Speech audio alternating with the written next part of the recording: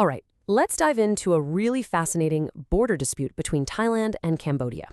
But here's the thing. The front line isn't drawn with trenches, it's drawn with houses. Yeah, this is a conflict fought not really with soldiers, but with maps. And right at its heart, a single community, completely caught in the middle.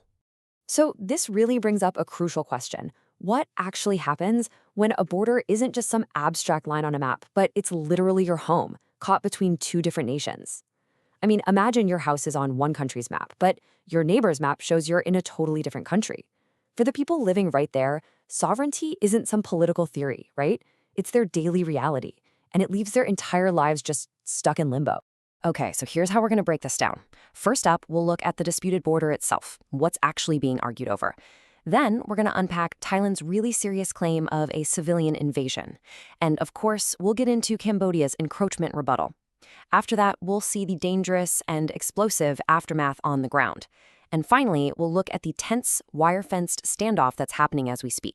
All right, let's jump right into the heart of it. The story really kicks off in a place called Ban Nong Chan, a small community in Thailand's Sa Kaeo province. And believe me, this small patch of land, it is the absolute epicenter of this entire dispute. So take a look at this. This satellite photo, which comes from the Royal Thai Army, shows the community we're talking about 200 homes right at the center of everything. And it all boils down to a really simple question that has a very complicated answer. Which country are these houses actually in? Okay, and this is where you can see the disagreement in black and white, or, well, in blue and red. Thailand says its official border is this blue line. They argue that the Cambodian community has basically spilled over it, expanding onto their land. But then you have Cambodia, and they say, nope, our territory extends all the way to this red line, and that settlement is completely inside our borders. So it really just boils down to this. You've got two lines, one community, and absolutely zero agreement. So let's dig a little deeper into the Thai perspective, because for them, this is way more than just a simple disagreement over a map. No, they believe there's a very deliberate strategy at play here. And the term they use is pretty intense: civilian invasion. The idea behind it is actually kind of clever in a geopolitical sense. You encourage your own citizens to move into and settle in a disputed area. Why? Well, it's a way to claim territory without ever firing a shot. It creates this on-the-ground reality that's incredibly difficult to reverse without looking like you're causing a major humanitarian crisis. And this isn't just some theory. Here's the official word from a Royal Thai Army spokesman. He says it is understood that this action is the result of a well-organized plot. Cambodia has insincere intentions. I mean, the language there is incredibly strong. He's calling it a well-organized plot with insincere intentions. So from Thailand's point of view, this is no accident. It is a calculated move by Cambodia. Now, to really get where Thailand is coming from, you have to rewind the clock a bit. It all started back in 1977. Thailand actually set up a humanitarian area for Cambodian refugees who were fleeing the horrors of the Khmer Rouge. Well, after that brutal conflict finally ended, some of those refugees just stayed. And over the years, that little settlement grew, and it's reported that the Cambodian government started supporting it. Fast forward to 2014, and Thailand begins lodging official protests, which has all snowballed into the public accusations we're seeing today. But of course, that is only one side of the story. So now, let's flip the coin and explore Cambodia's counterclaim, and it completely reframes this entire narrative. Yeah, Cambodia's position basically flips the script 180 degrees. They say, whoa, hold on, this isn't an invasion at all. They argue that they're just reestablishing their presence in their own territory, land that they claim Thailand has actually been encroaching on for decades. And what's really ironic is that the Thai Army spokesman, in trying to explain Cambodia's point of view, kind of sums up the whole disagreement perfectly. He says Cambodia had encroached on some Thai areas for so long that it wrongfully thought these areas were within its territory.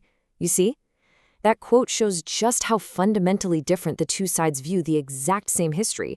One side's home is the other side's encroachment. But look, this isn't just a war of words or lines on a map. All this tension, stretching back decades, has left behind a very real and very deadly legacy for the people who actually call this border region home. And the danger is, well, it's stark. Just listen to this. In the nearby Ban Kruat district alone, authorities and locals have found over 130 pieces of unexploded ordnance. And we're not talking about old museum pieces here. These are live explosives, bombs, rockets, mortars, still littering the landscape from past conflicts right along this border. Search teams are finding all sorts of stuff. Mortar rounds, BM-21 rockets. And they're focusing the search on agricultural land, which is exactly where villagers are trying to work and earn a living. And it gets personal. There's a story of a village security volunteer, a guy named Sanong Nungprokon. He found a live mortar round while he was just tapping rubber trees. I mean, can you imagine that? Just going about your daily work with that kind of risk literally under your feet. And the tension isn't just something buried in the past either. It is very much active right now. The Thai military has reported spotting Cambodian military drones on surveillance flights over the border. That's a pretty clear sign that both sides are on high alert. Watching and waiting. So, where does all of this leave us? Let's look at the final piece of this puzzle. What is the situation on the ground today? Well, you can pretty much see the step-by-step path that led to the current stalemate. It started with those competing territorial claims, right? That created a ton of friction. That, in turn, led to military forces on both sides being placed on heightened alert. Then came the surveillance drones we just talked about. And the final step? Thailand went and erected a physical barrier, a concertina wire fence to literally halt any more entry into the area. And the result of all that? A tense stalemate. A hard border, sealed with wire, now stands where there used to be a community. For the hundreds of people who live there, their lives are just in limbo. And the dispute that put them in this impossible situation, it's as far from being resolved as ever. And all of this really leaves us with one last very difficult question. In a war that's fought with words and territory, how is peace ever truly won? When a conflict is this deeply rooted in history, in national identity, and in the very land people call home, what does a real resolution even look like?